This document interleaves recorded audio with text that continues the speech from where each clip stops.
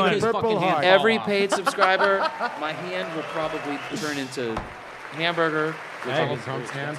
Yeah, $11. That's a pound. Yeah. How many pounds you got there? This is pricey. Your palm's gonna look someone like the took back of 2 Donald Ambien. Trump's hand. J-Dubs, I hope you didn't have any booze tonight because you are not getting up tomorrow. You're going to have some weird hallucinations.